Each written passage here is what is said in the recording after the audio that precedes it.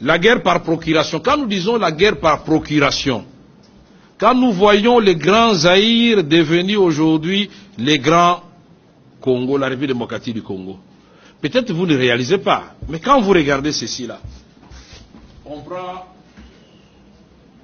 vous prenez ça comme ça, dans la quête un peu longue, hein? Et vous allez comme ça, donc ça descend quelque part là-bas, puis ça remonte. Ça c'est la RDC, non? Oui. À peu près, oui. Mais regardez ici, là, le Rwanda, c'est là, le Burundi, c'est là. On vous dit que c'est des pays mis ensemble, entre dans la République du Congo, combien de fois? 64 fois. La Belgique, c'est combien? La France, c'est combien? Mais comment un pays comme ça, vous vous réveillez un matin, vous êtes en train de pleurer que celui-là a giflé celui-ci? Est-ce que c'est normal? Non. Ici, vous avez l'Ouganda. Là, vous avez la République des Soudan du Sud, n'est-ce pas? Là, vous avez la RCA, n'est-ce pas? Et là, vous avez nos voisins d'en face ici, Brazzaville. Et là, vous avez quelque part l'Angola, Zambie et la Tanzanie, là, puisque la Zambie part d'ici. Mais ces pays avec 9 voisins. Mais notre vocation, justement, c'est d'être une puissance. Mais on nous fait des guerres par procuration à travers les voisins. Les guerres par procuration à travers les multinationales.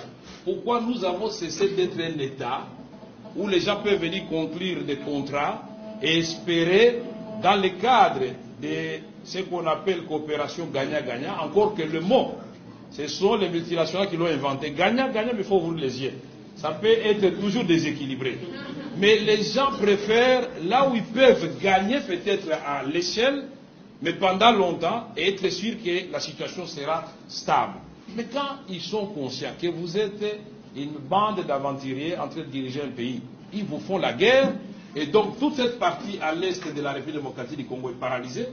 Mais paralysée pendant ce temps, on vous a dit, le professeur Bakali vous avez dit, Walikale, dans le Nord Kivu, à Walikale, nous sommes allés faire ma campagne, on avait atterri à 17h, non? Oui, oui. Quand vous atterrissez à Walikale, le pilote russe vous dit on doit faire un petit tour parce qu'on doit atterrir sur une route asphaltée. Ce n'est pas une piste. Oui. Mais qu'est-ce qui s'est passé à Walikale? Walikale, on était en train de construire la route par les Allemands. Il y a une partie qui devait partir de Kivu et une autre partie de Kisangani. Et les deux routes devaient se rencontrer pour relier Bukavu à Kisangani. Mais quand ils arrivent à Walikale, tiens, ils creusent, les Allemands se regardent, ils disent, mais comment? Qu'est-ce que nous voyons là? Ça, c'est pas la cassiterite. Et puis, ah, l'or. Mais ils viennent de Kisangani, ils arrivent au niveau de Banalia ou... Oui, je crois. Ils creusent, ils voient, ça c'est de l'or. Eh bien, la route n'est jamais finie. Les Allemands, de part et d'autre, ont exploité pendant 4 ans. Et le président Mobutu se demandait, mais Zéla on aussi la Teponanine. Et on va découvrir qu'ils sont en train d'exploiter. Donc la portion qui est restée ici, c'est ça qu'on appelle piste d'atterrissage. Ah bon? Et je vous dis que cette piste d'atterrissage a plus de vols par jour que l'aéroport international de Lubumbashi. 17 vols internationaux par jour. Donc les avions partent de Walikale, un bled perdu dans le circuit nord où il n'y a ni eau, ni électricité, ni école viable, ni centre de santé. Mais chaque jour, vous avez 17 vols de Walikale vers Nairobi. Walikale, Entebbe, Kampala. Walikale, vous allez à Kigali. Walikale, Bujumbura. Mais là, ce sont des centres de transit. Mais ces avions autonomes amènent des minéraux. Et ces minéraux sont récupérés tout de suite là, puisqu'il y a des centres de négoce. Et les multinationales savent très bien, puisque quand on a fait la loi Dodd-Frank par le président Obama, l'administration Obama a fait la loi Dodd-Frank qui dit que toute multinationale américaine qui sera désormais citée dans un rapport comme exploitant les minéraux du sang à l'est de la République démocratique du Congo sera radiée et traduite en justice. Nous aurions voulu que les Canadiens fassent la même chose, les Belges, les Britanniques et les Français, les Australiens, tous ceux qui ont des multinationales qui viennent ici, le groupe Banro, il y a tout un tas d'entreprises qui prolifèrent.